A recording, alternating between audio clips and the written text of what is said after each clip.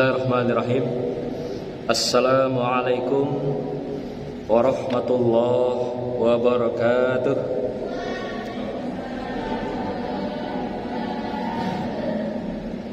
A'udzubillahi minasyaitonirrajim. Bismillahirrahmanirrahim.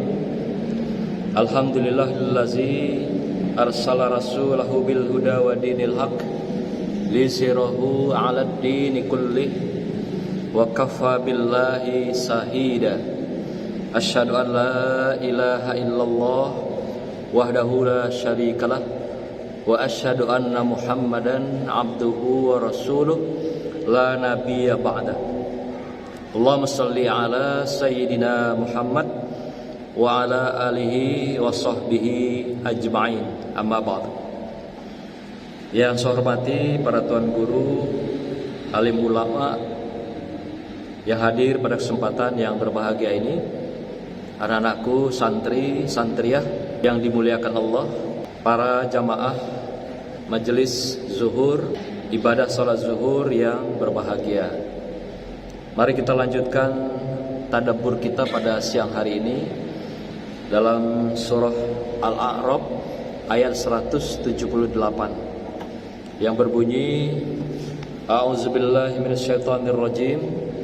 Bismillahirrahmanirrahim. May yahdillahu fahuwal muhtadi wa may yudlil faulaika humul khasirun. Barang siapa diberi petunjuk oleh Allah, maka dialah yang mendapat petunjuk, dan barang siapa disesatkan Allah, maka merekalah orang-orang yang rugi. Shadaqallahul azim. Hadirin jamaah, anak-anakku sekalian, santri, santriah, wabil khusus tuan guru, ustadz dan ustazah yang berbahagia. Ayat ini singkat tapi memberikan makna yang sangat dalam kepada kita tentang pesan-pesan Allah dalam firman-Nya, dalam kalam-Nya. Di mana yang pertama Allah mengatakan, barang siapa diberi petunjuk oleh Allah, maka dialah yang mendapat petunjuk. Dan barang siapa yang disesatkan Allah, maka merekalah orang-orang yang rugi. Pertama di sini penekanan Allah memberikan petunjuk.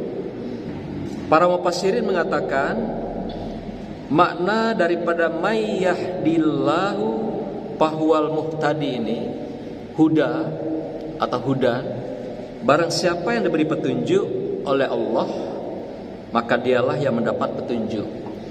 Mufassirin sepakat mengatakan petunjuk di sini adalah berdasarkan hudan yang dipelajari, yang dipahami, seperti Al-Quran. Hudannya adalah Al-Quran kita semua, hudal linnas. Artinya petunjuk itu apakah datang dengan tiba-tiba? Tidak.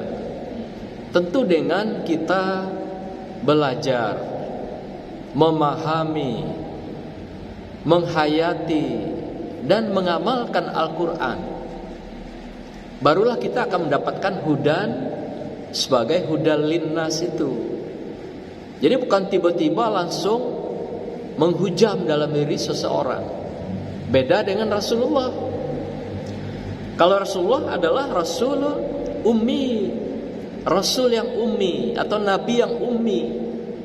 Justru dengan umminya itu membuktikan bahwa apa yang dia sampaikan itu semua adalah kalamullah, wahyu Allah, bukan berdasarkan penafsiran dia, bukan berdasarkan maunya dia.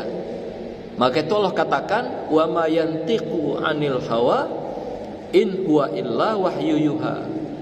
Bahwasanya sesungguhnya Rasulullah itu kalau berbicara, berbuat, bukanlah keinginan hawa nafsunya sendiri, keinginannya sendiri, tapi apa yang dia ucapkan, dia perbuat dalam perilaku kehidupannya, dalam sikap-sikapnya adalah wahyu yuha, wahyu yang kami turunkan kepada dia. Maka itu beliau diberikan sebuah nama atau juga simbol di dalam Al-Quran itu ummi, orang yang tidak bisa membaca dan tidak bisa menulis, ummi. Nah, beda dengan kita. Sahabat-sahabat sesudahnya, khalifah-khalifah, khilafah pun juga begitu. Sampailah pada umatnya hari ini, yang kita ini satu sisi adalah umatnya yang dirindukannya, tapi juga adalah kita ini saudaranya. Kita harus melalui belajar, karena ayatnya sudah ada turun, yaitu Iqra. Dengan Iqra itu adalah perintah kita belajar, membaca dan menulis. Apa yang paling utama dipelajari kalau perintah ini adalah kita mempelajari Al-Quran sebagai hudan. Di sana baru Allah memberikan petunjuk. Ketika Al-Quran itu kita pahami, kita hayati, kita hafal, kita baca dan kita amalkan dalam kehidupan, di sanalah hudan itu akan turun. Disitulah Allah memberikan hudan itu, dimantapkan pada diri setiap orang. Demikian juga yang kedua, siapa yang disesatkan? Yang disesatkan mereka yang menyesatkan, dan juga yang disesatkan adalah mereka yang meninggalkan hudan itu sendiri, yaitu hudal linnas Al-Quranul Karim. Karena dalam hadis-hadis mengatakan, Ummi Aisyah mengatakan, apakah akhlak Rasulullah itu? Akhlak Rasulullah adalah Al-Quran, Kitabullah itu. Itulah akhlaknya Rasulullah. Maka itu dikatakan juga Rasulullah itu adalah Al-Quran yang berjalan. Jadi apapun problem masyarakat, masalah umat, dia tanyakan pada Rasulullah, itu langsung dia bisa jawab berdasarkan ayat Al-Quran. Kalau ayatnya belum turun, maka Allah menurunkan ayat itu melalui malaikat Jibril atas masalah-masalah yang muncul di dalam masyarakat. Begitulah akhlak Rasulullah. Maka itu dia menjadi hudan. Satu sisi menjadi petunjuk bagi kehidupan manusia, yang kedua dia adalah akhlak bagi kehidupan kita. Jadi barang siapa yang disesatkan dalam konteks ini, yang dimasukkan oleh Allah adalah mereka yang tidak mau berpegang dengan hudan itu atau hudal linnas. Ada juga konteks lain berlaku, istilahnya itu adalah takdir. Jadi Allah memberikan takdir pada setiap orang, yang mana ketika kelahirannya sudah ada takdirnya, sudah ada catatan-catatannya di Lauhul Mahfuz, satu tempat yang diposisikan Allah menyimpan berbagai catatan-catatan kehidupan anak manusia. Itu namanya Lauhul Mahfuz. Ketika manusia akan lahir, maka Allah sudah berikan catatan-catatan kehidupan itu. Dalam beberapa sumber, dalam beberapa pendapat dan hadis, justru mengisahkan takdir Allah itu pun atas usaha ikhtiar manusia dapat Allah rubah bagi kehidupan seseorang. Jadi ada yang mengatakan ya itu sudah takdir. Ya boleh jadi ada benarnya. Tapi sisi kedua, dalam sejarah banyak terjadi Allah merubah takdir seseorang dalam kehidupannya. Contoh misalnya pada masa Rasulullah, sebuah hadis yang diriwayatkan oleh Anas radhiyallahu an meriwayatkan sebuah hadis. Dia berkunjung pada sebuah rumah di Madinah. Ada seorang ibu yang janda tua, kemudian anak laki-lakinya sakit. Sudah sekian lama sakit, lalu sampailah pada satu ketika anak ini menemui kematiannya di hadapan Anas radhiyallahu an. Lalu ketika setelah menghembuskan napas yang terakhir, Anas berkata pada sang ibu, "Wahai ibu, bersabarlah, ikhlaslah dan berdoalah agar ananda ibu tercinta ini diampuni oleh Allah Subhanahu wa taala. Begitu pesan Anas radhiyallahu anhu. Lalu Anas meninggalkan ibu yang sedang ditimpa musibah ini, dan anaknya yang baru saja meninggal itu pulang kembali ke rumahnya. Setelah mereka pulang, sebagian juga yang menjenguk pulang, sang ibu bermunajat di depan mayat si anak yang baru meninggal ini, sambil dia berderai air mata. Lalu dia berdoa di hatinya kepada Allah SWT. Duhai Rabb, ya Allah Tuhanku, aku adalah bagian dari orang yang mendampingi Rasulullah ketika melaksanakan hijrah dari Mekah ke Madinah. Aku ikhlas melakukan segalanya demi mempersembahkan ibadah hidup dan matiku kepada Engkau, dan juga hidup bersama Rasulullah. Kiranya Allah, aku hari ini Engkau berikan ujian, cobaan yang sangat luar biasa. Aku tidak sanggup ya Allah menerima ujianmu di hari ini. Kiranya Engkau dengarkan doaku ya Allah. Itulah doa sang ibu, menyerahkan diri kepada Allah di depan mayat anaknya dengan bersimbah air mata, menyampaikan harapan dan mengatakan, ya Allah, aku tidak siap hari ini Engkau berikan beban seperti ini. Kira-kira aku tidak mampu. Oleh karena itu ya Allah, berilah jalan meringankan beban hatiku dan pikiranku, di mana aku tinggal selama ini berdua anakku, kemudian hari ini Engkau ambil anakku itu. Kira-kira begitulah curhat sang ibu dengan doanya.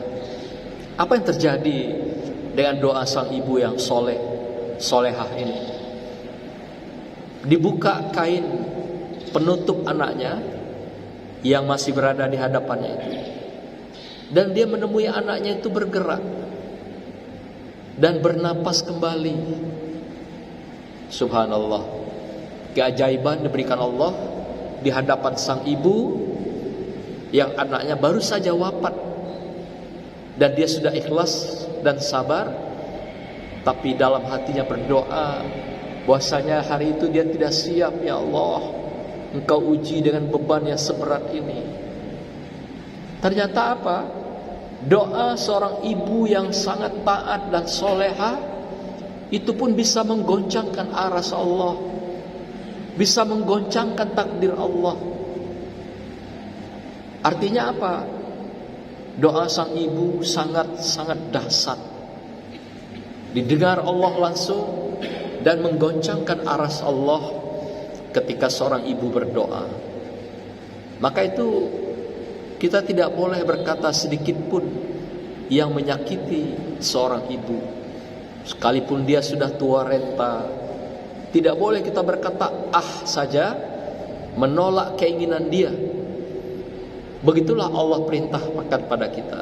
Ini buktinya pada masa Rasulullah, sahabat Rasulullah yang didengar di hijabah doanya langsung dibuktikan. Dan banyak kisah pada masa Rasulullah, kisah-kisah orang tua yang bisa merubah takdirnya tatkala dia berdoa dan bermunajat kepada Allah SWT, mampu menggoncangkan aras Allah.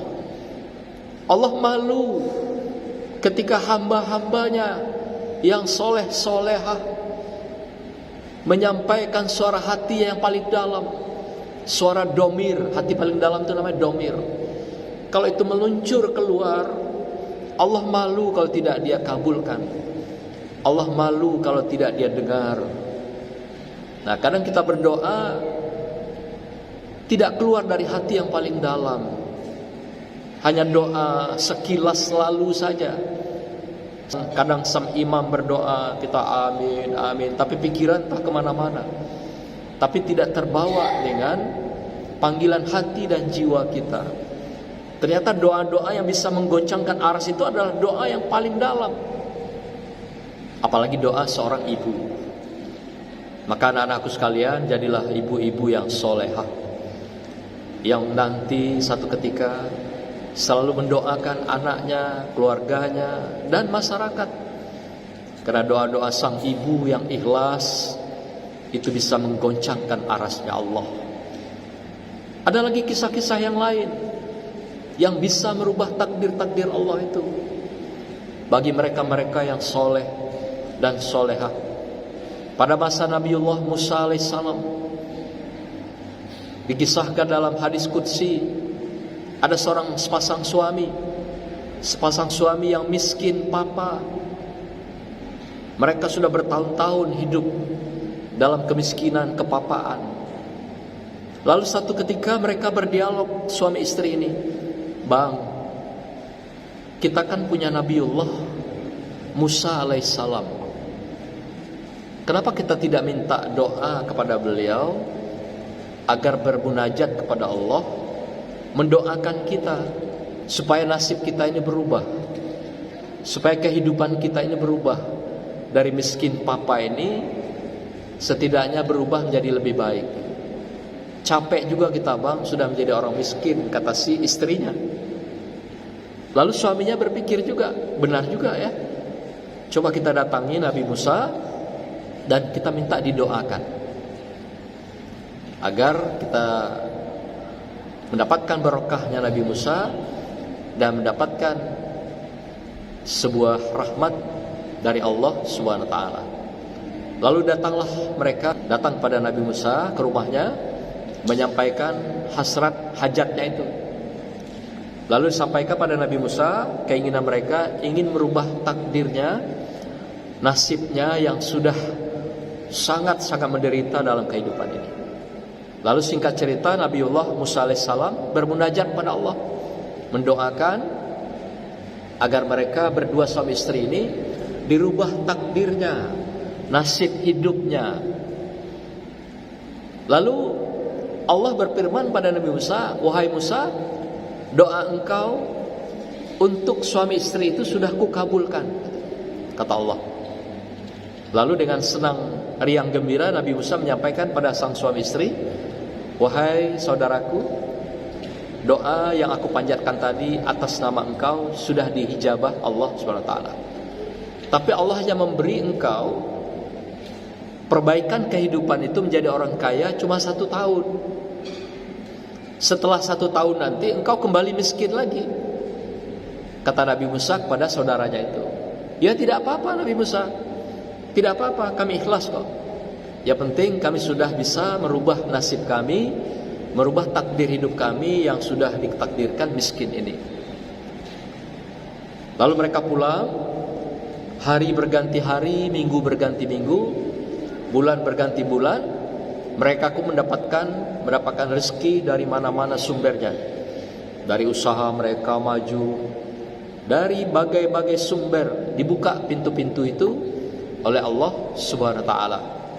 Pintu-pintu kemuliaan, pintu rezeki dari Allah. Lalu ketika dia mendapatkan rezeki dari Allah ini, mereka sepakat membuat rumah singgah. Rumah singgah bagi musafir-musafir yang akan lalu lalang ke Mesir. Ada juga yang lewat dari Yordan misalnya, Palestina, akan menuju Irak misalnya, akan menuju Baghdad, atau juga akan ke Madinah, Yaman. Pokoknya Mesir itu menjadi transit. Nah, rumah dia di padang pasir itu dibangunnya sebuah rumah besar, lalu dibuat 7 pintu dengan kamar-kamar, pintunya menghadap ke jalan, sehingga kalau musafir lewat mampir ke rumah itu, dan disiapkan makan siang malam gratis. Pokoknya makan pagi, siang, malam gratis. Itu saja kerja dia suami istri. Dia cari pekerja juga, dia cari pembantu, pokoknya menyiapkan makan makanan, anak yatim, piatu, duafa, musafir, semua yang kesulitan hidup datang ke rumah dia, makan semuanya gratis. Mau numpang nginap juga tidur sudah disiapkan, ada 7 kamar dengan pintu-pintu terbuka. Pokoknya jam makan semua dihidangkan gratis. Dia bersedekah kepada siapapun yang datang ke rumahnya. Lalu bulan berganti bulan, Sampailah akhirnya 1 tahun. 1 tahun lewat, sampai 2 tahun. Enggak juga miskin-miskin. Sampai tahun ketiga, enggak juga pernah miskin. Lalu Nabi Musa penasaran.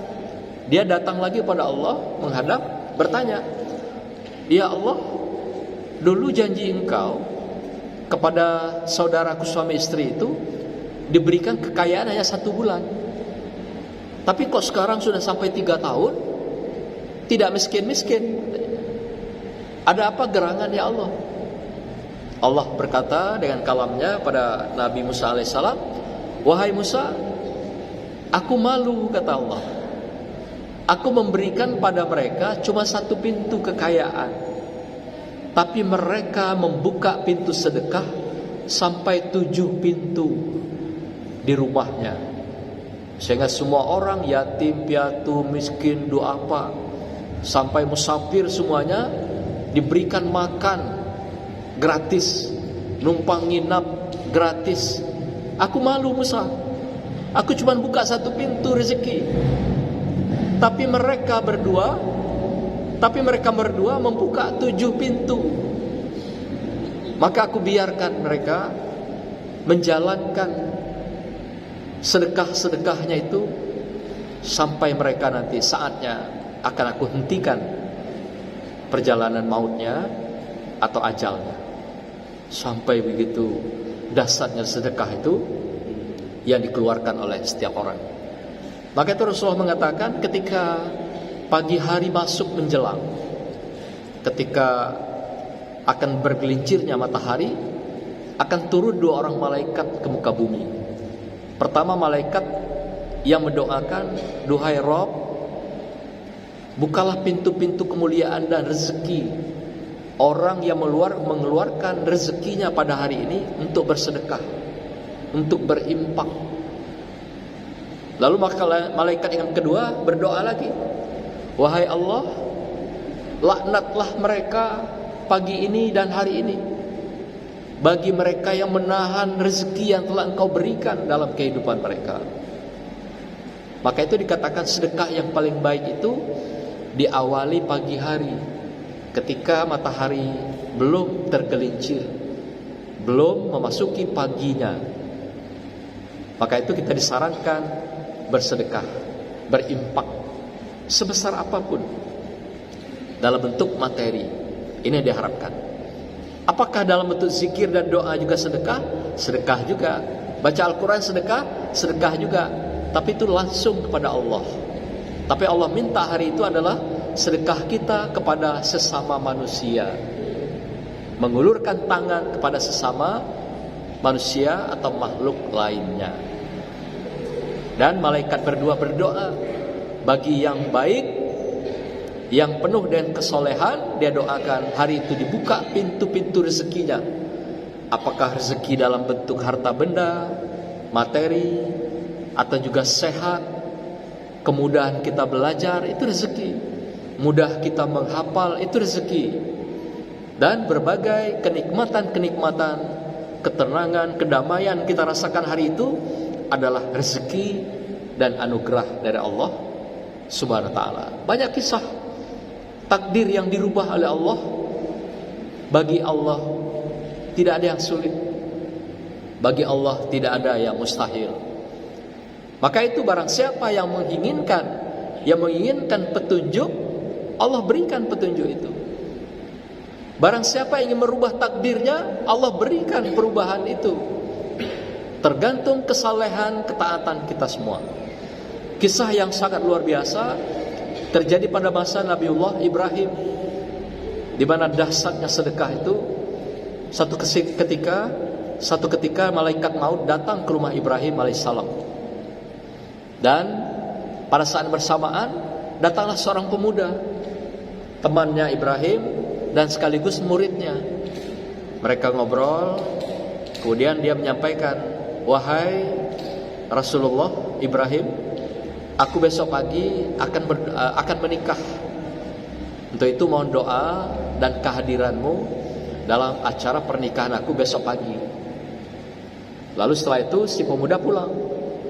Ketika pemuda tadi pulang, malaikat bertanya, malaikat maut, Wahai Ibrahim, ngapain tadi itu pemuda itu ngadap engkau? Oh, dia besok mau menikah. Siapa dia? Kata malaikat. Dia sahabatku, sekaligus juga muridku. Dan besok pagi insya Allah akan menikah. Lalu malaikat maut berkata, sayang sekali katanya, dalam catatan kami bahwa pemuda ini sebelum pagi hari besok dia sudah meninggal. Kami sudah ditugaskan mencabut nyawanya, kata malaikat maut. Dibuka catatannya itu. Jadi kami harus mencabut nyawa beliau pagi besok. Jadi mungkin dia tidak akan sampai usianya untuk menikah pagi besok. Begitu ya, kata Ibrahim. Iya, catatan kami begitu. Sudah ada di Lauhul Mahfuz. Takdirnya besok harus meninggal, harus wafat. Lalu timbul pikiran Nabiullah Ibrahim, kalau gitu nikah saja tengah malam, supaya sebelum mati dia dapat nikah duluan begitu. Timbul pikiran Ibrahim begitu. Wah, tapi tidak mungkin pula masa tengah malam mau nikah. Biarlah kita ikuti saja takdirnya Allah, apa yang berlaku terhadap pemuda itu. Begitulah Rasulullah Ibrahim alaihissalam menimpali dalam hatinya. Lalu keesokan harinya datang. Suasana sangat berbahagia bagi pemuda ini datang untuk menikah dengan wanita pujaannya. Pagi hari menikah, Ibrahim pun datang menghadiri pernikahan itu. Pernikahan berlangsung dengan hikmat, berjalan dengan baik, dan pemuda ini bahagia menjadi keluarga yang samara, sakinah, mawaddah, warahmah, sampai usianya dipanjangkan 70 tahun. Enggak mati-mati gitu. Sampai 70 tahun. Lalu Nabiullah Ibrahim bertanya kepada Allah, wahai Allah, dulu engkau janjikan pemuda itu melalui malaikat maut itu diwafatkan sebelum dia menikah. Lalu ditanya lagi dengan malaikat maut, kok kau bohong? Kau dusta. Dulu kau bilang bahwa sebelum dia menikah dia sudah wafat. Lalu apa malaikat maut bilang? Ketika kami akan datang ke rumahnya mencabut nyawa si pemuda itu, Allah melarang. Kenapa malaikat maut? Kata Allah, pemuda itu malam harinya, tengah malam, sepulang dari rumah engkau itu, separuh harta bendanya dia sedekahkan, dia infakkan pada masyarakat, pada miskin, pada fakir, pada duafa. Dia bagi semua, separuh hartanya itu. Harta benda yang dia miliki dia sumbangkan semua, dia sedekahkan semuanya. Sehingga paginya dia menikah. Nah, pagi kami akan berangkat ke rumah beliau, Allah melarang kami. Kami bertanya, mengapa ya Allah? Ini kan catatannya di Lauhul Mahfuz sudah ada. Sesuai jam sekian, menit sekian, detik sekian dia harus dicabut. Kata Allah, semalam aku dipermalukan oleh pemuda itu.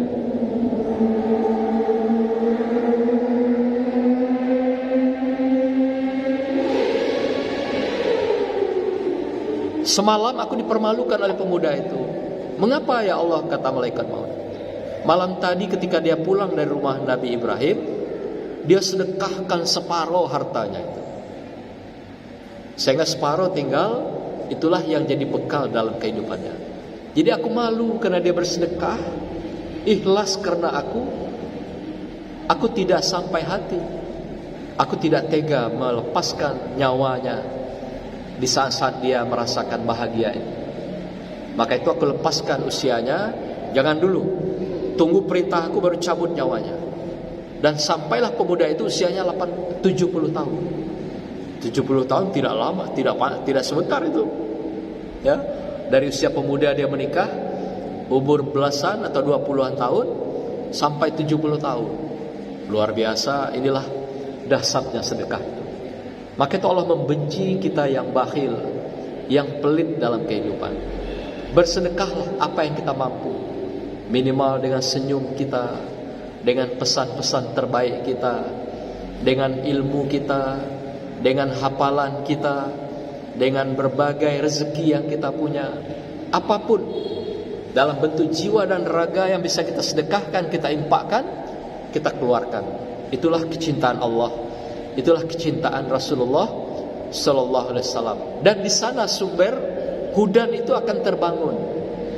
Di sana Allah akan menurunkan petunjuknya kepada kita, akan merubah takdir kita, dan akan membuka pintu-pintu kebahagiaan, pintu-pintu kenikmatan dunia ini dengan tiada terduga. Min haitsu la yahtasib, yang tiada terduga-duga oleh manusia. Dibuka semua ruang-ruang itu, ruang kemudahan, kesehatan, kebahagiaan, rezeki apalagi, dan kemudahan-kemudahan dalam kehidupan ini. Kita membuka satu pintu, Allah akan buka pintu-pintu yang lain. Kita mendekat pada Allah dengan Al-Quran, dengan ketaatan, dengan ibadah, Allah akan buka hudan itu, petunjuk itu, dengan pintu-pintu yang lebih banyak, sehingga ketaatan-ketaatan, kesalahan itu betul-betul akan membimbing kita menuju kebahagiaan dunia dan akhirat. Inilah maksud dari ayat 178 ini. Allah akan memberikan hudannya, petunjuknya kepada mereka sesuai dengan kehendaknya.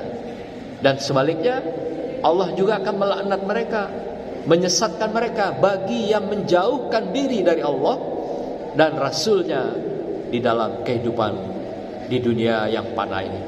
Demikian, barakallah. Wassalamualaikum warahmatullahi wabarakatuh.